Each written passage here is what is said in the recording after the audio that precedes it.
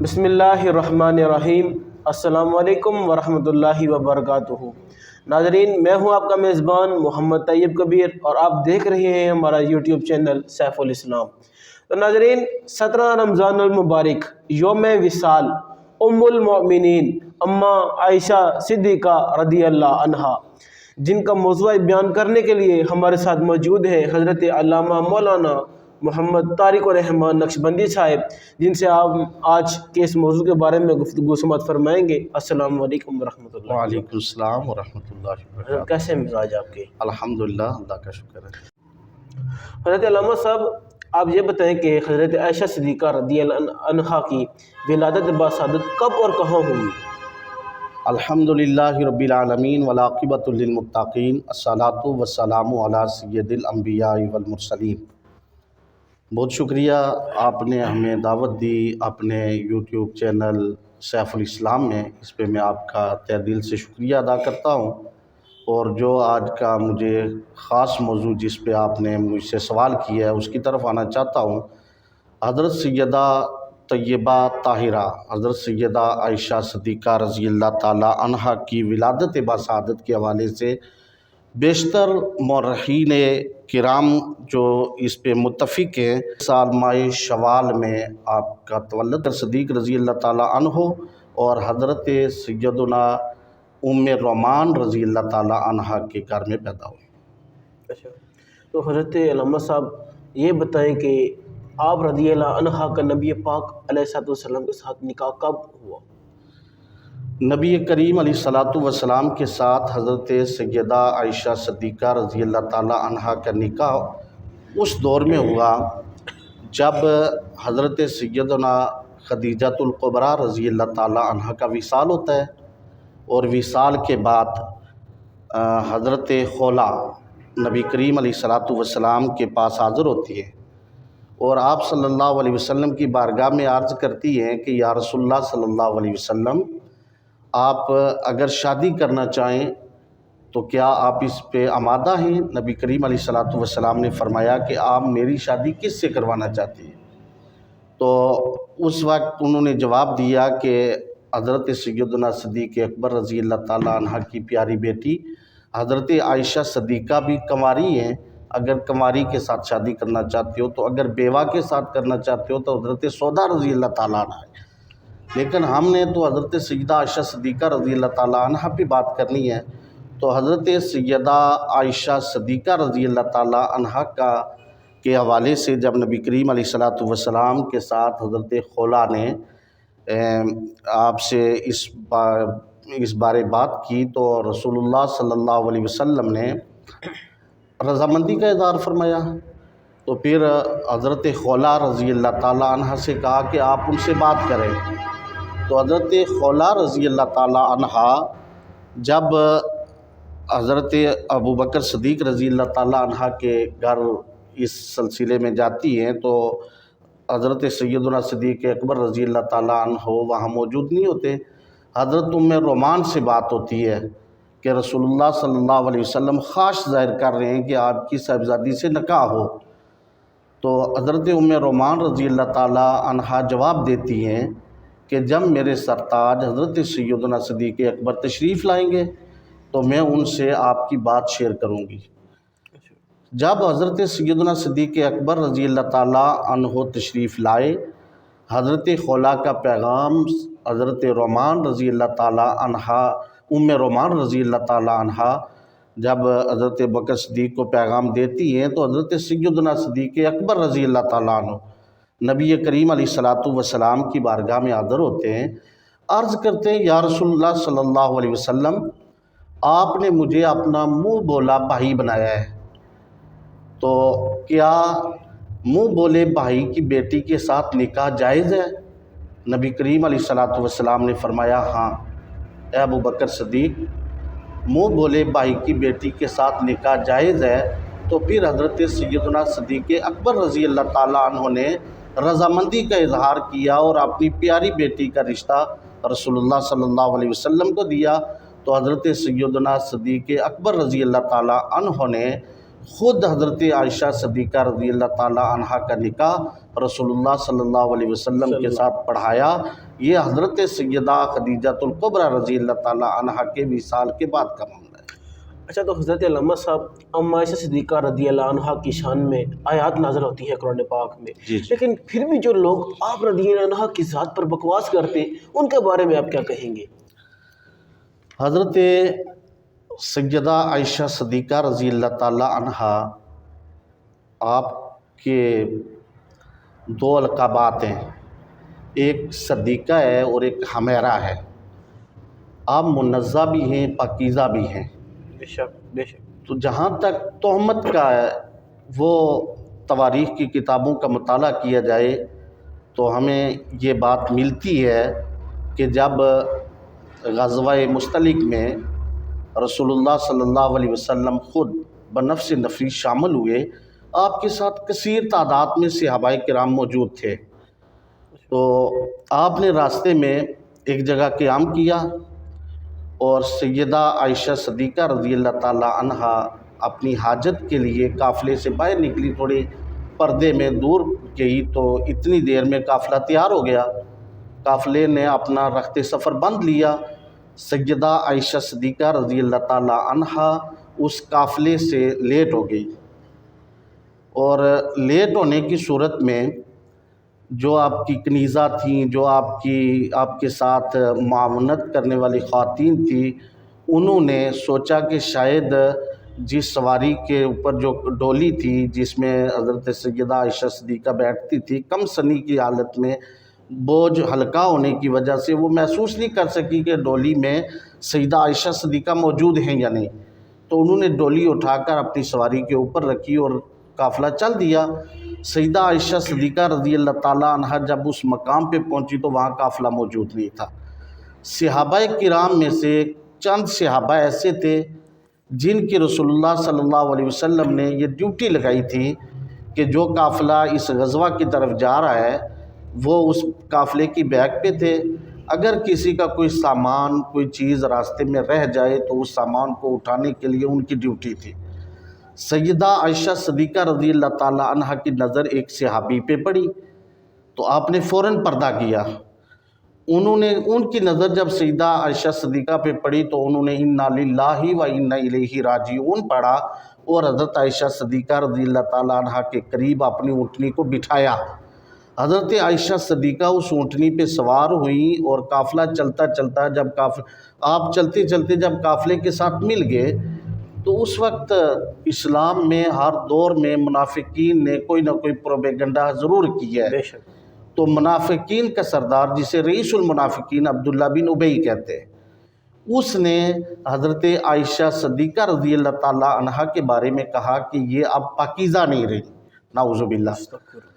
اور ان منافقین نے اس پروپیگنڈے کو ہوا دی، اور جس کی وجہ سے نبی کریم علیہ الصلوۃ والسلام خود بھی پریشان ہوئے، سیدہ طیبہ طاہرہ حضرت عائشہ صدیقہ رضی اللہ تعالیٰ عنہا بھی پریشان ہوئیں۔ پھر سیدہ عائشہ صدیقہ رضی اللہ تعالیٰ عنہا اپنے والد کے گھر آ گئیں۔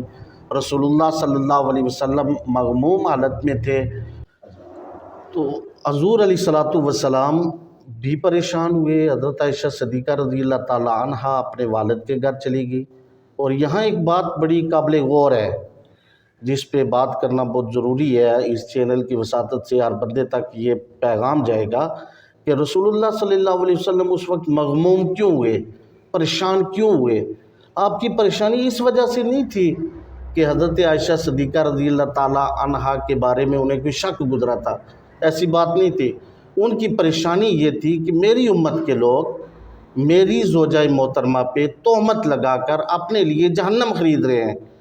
تو اس امت کی فکر میں رسول اللہ صلی اللہ علیہ وسلم پریشان ہوئے اور اللہ کی طرف سے وحی کے انتظار میں تھے کہ نبی کریم علیہ الصلوۃ والسلام ایک ماہ گزر جانے کے بعد سورہ نور میں آیات کریمہ جو نازل ہوئیں اس میں اللہ رب العزت نے حضرت سیدہ عائشہ صدیقہ رضی اللہ تعالیٰ عنہا کی پاک دامنی کا تذکرہ فرمایا، رسول اللہ صلی اللہ علیہ وسلم کو تسلی اور تشفی دینے کے لیے کہ یا رسول اللہ صلی اللہ علیہ وسلم، آپ کی زوجہ محترمہ पाकीज़ा हैं, जो लोग उन पे तोहमत लगाने वाले हैं उन्होंने बड़ा गुनाह किया है। और उस गुनाह की वाईद भी सूरह नूर के अंदर अल्लाह रब्बुल इज़्ज़त ने फरमाया कि जिन लोगों ने ये तोहमत लगाई है वो तुम में से एक गिरोह है। वो एक ख़ास गिरोह था मुनाफिकीन का, एक गिरोह है जिसने ये तोहमत लगाई और इस तोहमत को तुम अपने लिए शर ना समझो। ये आयत अल्लाह के नबी सल्लल्लाहु अलैहि वसल्लम पे नाज़िल हो रही है। तो अल्लाह रब्बुल इज़्ज़त तसल्ली ये दे रहे हैं कि आप इस तोहमत को अपने लिए शर ना समझो, बल्कि इसमें तुम्हारे लिए खैर है। और जिन्होंने ये शर किया है, जो तोहमत लगाई है, उन्होंने अपने लिए अज़ाब मोल लिया है, उनके लिए बड़ा अज़ाब है। तो इसमें रसूलुल्लाह सल्लल्लाहु अलैहि वसल्लम ने जब आप पर ये वही नाज़िल हुई तो सैयदा आयशा सिद्दीक़ा रज़ी अल्लाह ताला अन्हा के पास आए और आकर कहने लगे कि ऐ सैयदा, मुझे अल्लाह की तरफ से हुक्म मिला है, अल्लाह की तरफ से पैगाम मिला है कि आप पाकीज़ा हैं, आपको परेशान होने की भी ज़रूरत नहीं है इस वजह से कि मुनाफिकीन लोग पाकीज़ा लोगों पे बातें करते रहे। फिर दूसरी बात, इसी सूरह मुबारका के अंदर एक आयत मुबारका है, अल खबीसातु लिल खबीसीना वल खबीसूना लिल खबीसाती वत्तय्यिबातु लित तय्यिबीना वत्तय्यिबूना लित तय्यिबात। अल्लाह ताला फरमाता है कि नापाक और ख़बीस लोगों औरतों के लिए ख़बीस मर्द हैं और ख़बीस मर्दों के लिए ख़बीस औरतें हैं। इसी तरह फरमाया कि तैयब मर्दों के लिए तैयब औरतें हैं और तैयब औरतों के लिए तैयब मर्द हैं। तो अगर कायनात आलम में अगर कोई तैयब है, पाक है, नफीस है, तो वह हुज़ूर अलैहिस्सलातु वस्सलाम की ज़ात है। बेशक इस पे तो कोई शक और शुबा नहीं है। इस आयत की रोशनी में हज़रत सैयदा आयशा सिद्दीक़ा रज़ी अल्लाह ताला अन्हा की पाक दामनी और वाज़िह होकर सामने आ रही है कि रसूलुल्लाह सल्लल्लाहु अलैहि वसल्लम ख़ुद तैयब हैं, पाक हैं, तो आपके लिए आपकी ज़ौजा मोहतरमा सैयदा आयशा सिद्दीक़ा रज़ी अल्लाह ताला अन्हा भी पाक है, जो ये सब कुछ होने के बावजूद भी तोहमत लगा रहे हैं। और इस वक्त भी, आज के इस दौर में भी लोग मौजूद हैं, वो एक तरीके से कुरान की नस की नफ़ी कर रहे हैं। तो आप फिर खुद समझें। तो ये दो आयत करीमा जो मैंने सूरह नूर की आपके सामने रखी हैं, इसमें हज़रत सैयदा आयशा सिद्दीक़ा रज़ी अल्लाह ताला अन्हा की पाक दामनी साबित हुई। आज के इस दौर में भी कुछ लोग अब्दुल्ला बिन उबई जो मुनाफिकीन का सरदार है, उसकी बात, उसकी रवश को कायम रखे हुए हैं। उनके लिए कुरान हदायत है।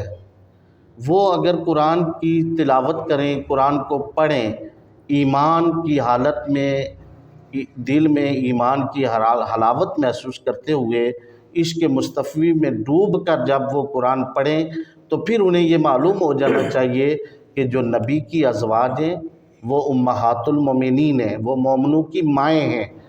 तो नबी करीम अलैहिस्सलातु वस्सलाम ने फरमाया कि मेरी अज़वाज का दर्जा हकीकी माँ के बराबर है। यानी अज़वाज मुतहरात के बाद, हुज़ूर के विसाल के बाद अज़वाज मुतहरात के साथ कोई निकाह नहीं कर सकता, क्योंकि वो मोमिनों की माएँ हैं। तो इससे उन्हें सबक हासिल कर लेना चाहिए कुरान की तिलावत से। कुरान की आयात उनके लिए वाज़िह रहनुमाई है। अल्लाह ताला, हम अल्लाह की बारगाह में उनकी हिदायत के लिए दुआ ही कर सकते हैं। रज़ी अल्लाह साहब, बतौर आलिमा व फ़क़ीहा आप रज़ी अल्लाह अन्हा का क्या किरदार है? हज़रत सैयदा आयशा सिद्दीक़ा रज़ी अल्लाह ताला अन्हा वो अज़ीम हस्ती हैं जिन्होंने अपना बचपन हज़रत सैयदना सिद्दीक़ अकबर रज़ी अल्लाह ताला अन्हो की आगोश में गुजारा है। यहाँ से आप अंदाज़ा लगा सकते हैं कि जिस खातून की तरबियत करने वाली हस्ती सैयदना सिद्दीक़ अकबर रज़ी अल्लाह ताला अन्हो की ज़ात हो, और फिर वही औरत जब नबी करीम अलैहिस्सलातु वस्सलाम की निकाह में आए तो उसके इल्म की, उसकी वरा की, उसके तकवा की और उसके आलिमा होने में बंदे को कोई शक नहीं होना चाहिए। क्योंकि हज़रत सैयदना अबू हुरैरा रज़ी अल्लाह ताला अन्हो के बाद कसरत से अहादीस मुबारक हज़रत आयशा सिद्दीक़ा रज़ी अल्लाह ताला अन्हो से रावी है। हज़रत आयशा सिद्दीक़ा रज़ी अल्लाह ताला अन्हा ने متعدد احادیث مبارکہ کو روایت کیا، اور صحابہ کی ایک کثیر جماعت موجود تھی جو حضرت سیدہ عائشہ صدیقہ رضی اللہ تعالی عنہا سے فیض یافتہ تھے، تعلیم حاصل کرتے تھے، حدیثیں سیکھتے تھے۔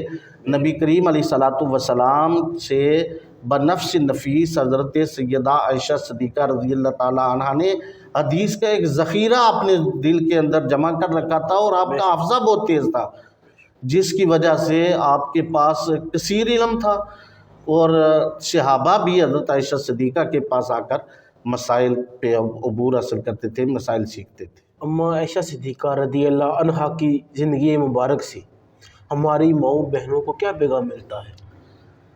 ہماری ماؤں اور بہنوں کو امہات المومنین میں سے سیدہ عائشہ صدیقہ رضی اللہ تعالی عنہا کی زندگی ہماری ماؤں اور بہنوں اور مومنین کی عورتوں کے لیے ان کی زندگی مشعل راہ ہے، کیونکہ انہوں نے جو رسول اللہ صلی اللہ علیہ وسلم کے ساتھ زندگی گزاری ہے، اللہ کے نبی صلی اللہ علیہ وسلم نے سیدہ عائشہ صدیقہ کی زندگی پہ رشک کیا ہے۔ آپ نے حضرت عائشہ صدیقہ کے اخلاق، آپ کے اطوار، آپ کے رہن سہن، آپ کے اٹھنے بیٹھنے کے طریقے کو پسند فرمایا ہے۔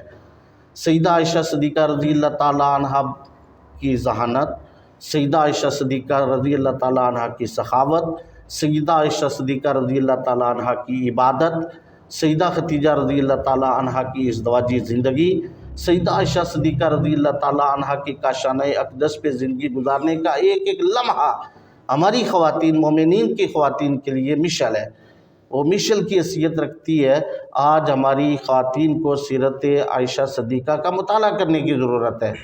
اگر مطالعہ کر کے اس کی زندگی کو اپنائے گی تو اس زندگی میں بھی ان کے لیے بہاریں ہیں، اور اگلی زندگی بھی ان کے لیے ذریعہ نجات ہوگی۔ حضرت علامہ صاحب، رسول اللہ صلی اللہ علیہ وسلم کی نظر میں، آپ کی نگاہ میں اما عائشہ صدیقہ رضی اللہ عنہا کا کیا مقام ہے؟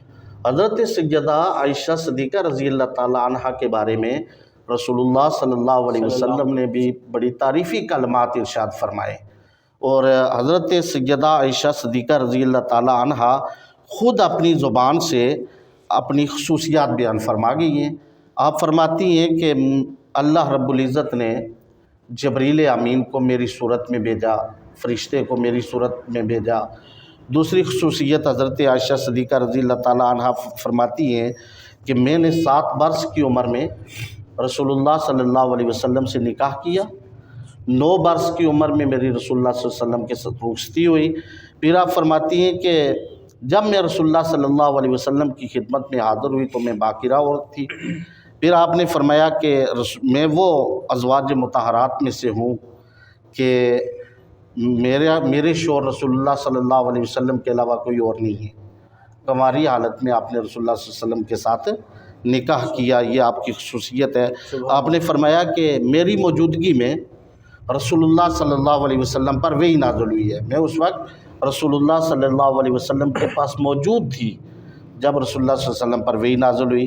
پھر ایک بڑی شان کی بات حضرت عائشہ صدیقہ رضی اللہ تعالیٰ عنہ نے اپنے لیے فرمایا کہ میرے برات کے لیے اللہ رب العزت نے قرآن کی آیت نازل کی ہے۔ سبحان اللہ۔ اسی طرح حضرت عائشہ صدیقہ رضی اللہ تعالیٰ عنہا نے فرمایا کہ میں اپنے حجرے میں موجود تھی، اور میرے حجرے کے اندر رسول اللہ صلی اللہ علیہ وسلم کی روح پرواز ہوتی ہے، اس وقت میرے اور فرشتوں کے علاوہ اس حجرے کے اندر کوئی نہیں تھا۔ تو یہاں سے رسول اللہ صلی اللہ علیہ وسلم کی ازواج مطہرات میں سے سیدہ عائشہ صدیقہ کی شان، آپ کی رفعت، آپ کی عظمت کا اندازہ لگایا جا سکتا ہے۔ حضرت علامہ صاحب، آخری سوال میرا آپ سے یہ ہے کہ آپ رضی اللہ عنہ کے وصال کے حوالے سے کچھ ارشاد فرمائیں۔ حضرت سیدہ عائشہ صدیقہ رضی اللہ تعالی عنہا کا وصال پرملال 17 رمضان المبارک سن 58 ہجری کو ہوتا ہے، اور حضرت سیدہ عائشہ صدیقہ رضی اللہ تعالی عنہا 3 باتیں اپنی وصیت میں چھوڑ کے جاتی ہیں۔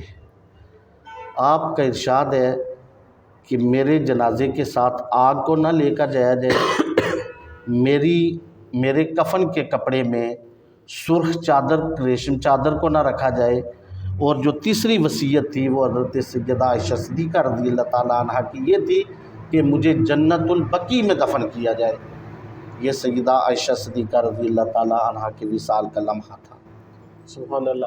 تو جیسا کہ ناظرین کرام آپ نے حضرت علامہ طارق الرحمن نقشبندی صاحب سے اما عائشہ صدیقہ رضی اللہ عنہا کے یوم وصال پر گفتگو سماعت فرمائی، آپ کی سیرت و کردار، آپ کی شان و عظمت پر گفتگو سماعت فرمائی۔ اگر آپ کو آج کی ہماری یہ ویڈیو اچھی لگی ہو تو ہماری ویڈیو کو لائک، شیئر، کمنٹ اور سبسکرائب لازمی کیجیے گا۔ اپنے میزبان محمد طیب کبیر کو دیجیے اجازت، والسلام۔ بہت شکریہ۔